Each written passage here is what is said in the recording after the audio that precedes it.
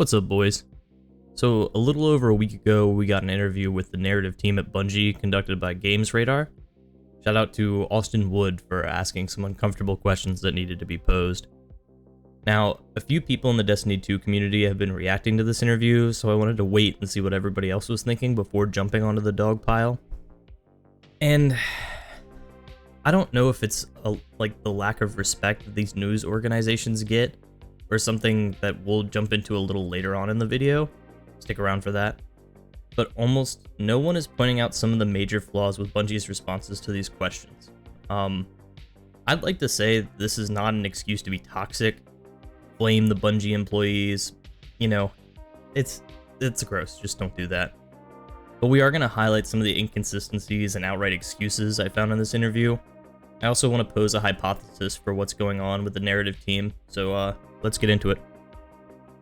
So the article is titled, Bungie Responds to Criticism of Lightfall's Story, We Aren't Done Giving Answers.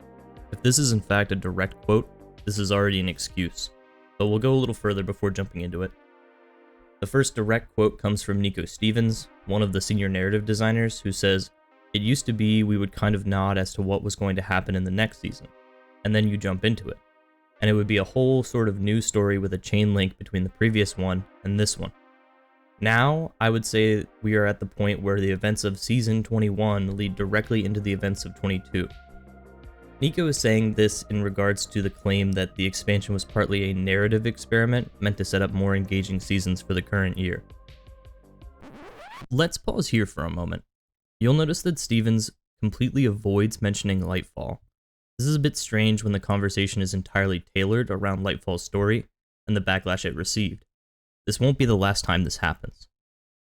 On a more important note, why are we conducting a narrative experiment this far into the Light and Dark saga? If we were 5 years out from the final shape, sure, but the narrative team has been barely capable of scraping together an engaging story for the past 6 or 7 years. They were just starting to get it together with the Witch Queen. Why change tactics when you were just getting good at it? As we move on to the next portion of the interview, I couldn't find a way to write how completely brain dead this response was. So instead, let's take a look at my live reaction on my live stream at kick.com/class404. Senior narrative designer Robert Brooks adds, "Just narratively, I think there's more swing toward the fences in that regard." Okay, I'm gonna stop there. Just for a second. There was no swing to the fences in regards to the expansion at all. Like, if they're really talking about swing to the fences, why are we getting characters that are fucking bland? Why are we getting characters that, like, they ruined the chance to offer the first non-binary character like some real fucking weight and value, right? Just made this like buddy cop kind of bullshit that like doesn't have any actual like motivations. Oh, my friend died, I'm sad. Like, that's not character motivations, that's just like plot beats and common sense. Right? So where the fuck is the swing to the fences? Like, if anyone can find it, tell me. You may also notice that our friend Robert managed to avoid talking about the expansion as well, and instead chose to praise the writing for the seasons. Let's go ahead and add that to our deflection counter. Next up, Robert continues by clarifying the season creation process. Writing something as a reaction is just physically not possible, he says. Fair enough. Who would know better about the capabilities of the writing team than a Bungie employee themselves? He continues further. For the most part, the arcs were there and have been there, and the plan was basically in shape as we were making it. It was the idea that the seasons would be able to take the things that were there, the threads that were set up, and kind of follow them through their natural course. Huh? I think she's right. You are retarded. What'd I say? Where are you going? Now, I don't know if you managed to decipher it, but Robert's squawking has crescendoed into a wonderful symphony here. You may be unaware, but this interview was conducted in a round table format.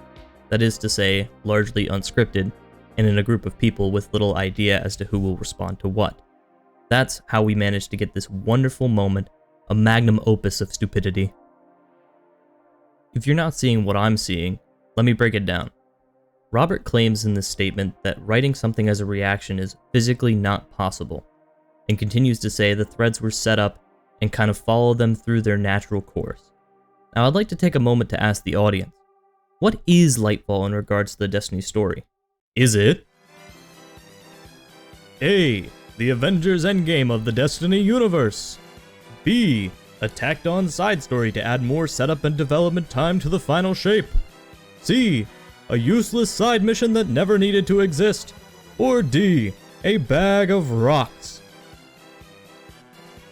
If you selected B, C, and D, you'd be correct. Your wonderful prize will be a 300-page photo album of every Joe Blackburn tweet with near-negative engagement stats, titled Ratio: Tales of a Boomer. Our Lord and Savior's social media aside, back in 2021, in an announcement for the delay of The Witch Queen, Blackburn also happened to let it slide that Lightfall will no longer be the finale for the Light and Dark saga. This was the first mention of what would become the final shape. Now let's do a little hypothesizing based on what we already know. We know that the first and last cutscene of the Lightfall campaign can be stitched together with no gaps. In fact, it makes a lot more sense. If I had to make a wager, I'd say the Titan who gets his ghost cut into pieces was originally the player character.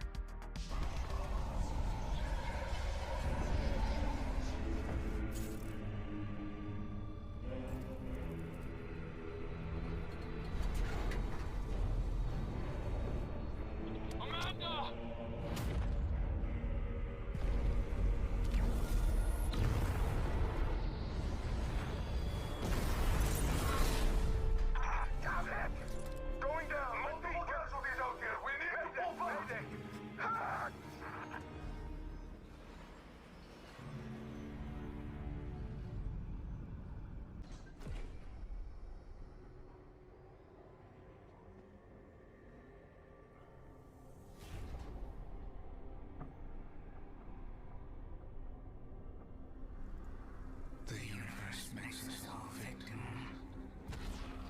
And perpetrator. That's infinite cruelty. You, more than any. Certainly looks like one cutscene, right? Also, from this interview, we know that the crew works on things well in advance. Of course, we always knew this to be true, but if you needed evidence, here it is from the horse's mouth. Next, we know that Bungie ended their partnership with Activision in 2019, and was rapidly acquired by Sony just 3 years later in 2022. And finally, we know that the campaign plays akin to Star Wars Episode 8. For those of you blessed souls who never had to watch that movie, essentially the main cast find themselves in trouble with the First Order. To solve their predicament, they all run off on different side quests that ultimately do nothing to change where the plot is headed. The entire episode wastes the audience's time. Sound familiar? Now it's time to grab your tinfoil hat, because here's the conspiracy theory. At the start of our timeline, the plan called for Beyond Light, The Witch Queen, and Lightfall to make up the final arcs of the Light and Dark saga. Beyond Light comes out and toes the middle line, not garnering any additional attention despite a new subclass and a revamped new player experience. Suddenly, due to issues created by a certain international health crisis, progress on all projects saw significant delays. These slowdowns pushed the Witch Queen back and start making different department heads question whether Lightfall will be properly completed by its deadline. Delays are likely going to be needed, on top of the ones that have already been announced, but the game had just climbed out of a near-death pit back in Forsaken. It can't afford to backslide now. Not to mention, behind the scenes, Bungie is in talks with Sony about an acquisition deal. This deal comes with a significantly improved well of resources, and will allow Bungie to proceed with their next project outside the scope of Destiny, Marathon. They need this deal to go through, but they can't afford to look like a shaky investment to new shareholders. Significant delays will shred the player base over time, a player base that had left already once before, and likely will do it again without anything keeping them around. Bungie makes the call. We'll add another expansion after Lightfall that will take the place of what Lightfall was meant to be. In its place, we'll come up with something. This way the company saves face and avoids significant delays, but also doesn't have to sacrifice the quality of the true finale. I would like to note that this is in fact a reaction, just not to community feedback. A negative reception to the finale will almost certainly kill the Destiny franchise, and so it begins. a rush to make an expansion as quickly as possible that still fits into the story they were attempting to tell in the final shape. It also can't be too much of a departure, or else fans will become angry with the loss of narrative momentum. So what can we do? Make everything as shiny and flashy as possible. As all these choices are going on, the Witch Queen releases. Hey, that's pretty good. It's good. Yes, finally the first Booyah expansion since the Taken King back in Destiny 1. Attaboys all around. Now let's take everything we can from this W and put it into our new project, Lightfall. So what is there to translate over? The plot was based on murder mystery noir style movies used to match with the antagonist, who was a cunning, deceitful witch. Maybe we can make another movie inspired plot around Callus, a big, dumb, greedy brute. But what style would match that? How about an 80s style action story complete with training montages and a Rambo bandana? That'll be relatable to the kids, right? Genius. Write that down. The narrative team generally knows that they can't write a meaningful story with next to no notice, on top of trying to write a meaningful ending for an entire 10-year story arc. At the same time, game leads are trying to solve the issue of players paying for the expansion but not sticking around for the following seasons. A clear solution arises. Write a basic story with a bunch of loose ends and we'll just build on top of it. This takes weight off the narrative team and adds incentive to players to buy the seasons. So yes, you can't write seasons as a reaction to community feedback, but if you plan it ahead of time, you can intentionally leave the story almost entirely open-ended. This way, it can be excused as you write in the answers for the lore questions as you move forward. Why would you even need to do this in the first place? Well, you can actually look to Doom for this, or more specifically, Mick Gordon's response to some accusations made by the development team of Doom Eternal. For those that don't know him, Mick Gordon is one of the most talented producers on the planet, but countless rewrites and additions to levels made it difficult to develop music for the game. This is Mick Gordon we're talking about, most likely the best producer on the planet. Can you imagine the amount of crunch time needed for a level or character designer if the basic story outline for the game needs several rewrites in an already tight production schedule? Instead, just take the pieces you already have, fit them into the format you've selected, and figure out the rest after you have a shippable product. I can't for the life of me find the clip of an interview where one of the project leads discusses having to hold employees back so that Bungie can appropriately monetize ideas, but it's out there. And if you guys have it somewhere, send it to me. I'll shout you out in the next video. But this is a direct example of minimum viable product. Finally, to close out our hypothesis and relate it back to the interview, Lightfall was never a part of the natural course for the Light and Dark saga. It was inserted as a means to buy time without damaging player counts, so that Bungie can complete their deal with Sony. The seasons weren't made as a reaction to player backlash, as they already knew player backlash was coming. Instead, they put their heads down, refused to talk about Lightfall, and focused on the season. Seasons have a much lower bar for content, so taking more time on developing a story for them doesn't hurt production as much.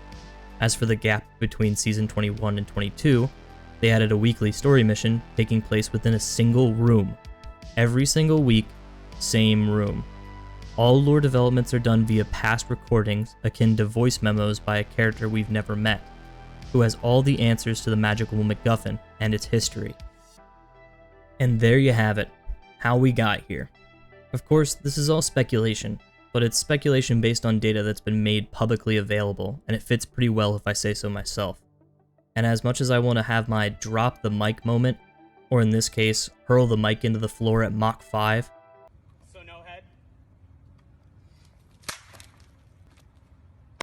I've got one more thing I want to cover, but don't worry, it's a short one. I'm tired of listening to content creators make excuses for this nonsense. Mylan Games was on the lore team with Bungie. He's been following the story for a long time, but when Bungie wants to start making retcons that feel pretty bad to the community, his response wasn't full of fire or passion. Fife, after being publicly disappointed with the Lightfall campaign, dialed back his criticism because the community took it upon themselves to harass individual Bungie employees. Hell, I watched Houndish respond to, "We're working on it," with a positively toned, "so we'll have to wait and see," We'll see how the story shapes up in the next coming weeks. This has been a sentiment from the community since the launch of D2, maybe earlier. The entire community hovers between a gentle criticism and outright quitting the game. The only person I've seen make a statement with some conviction was Grenader Jake a week before he quit the game for good. I'm fucking tired, man. I'm just done with this shit. Step up and say something. Put something on the line for the good of the community.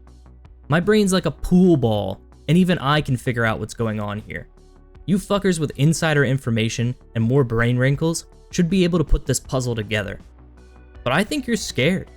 Scared to speak out because this is where your paycheck comes from. I get it, man, but come on. It's just disappointing.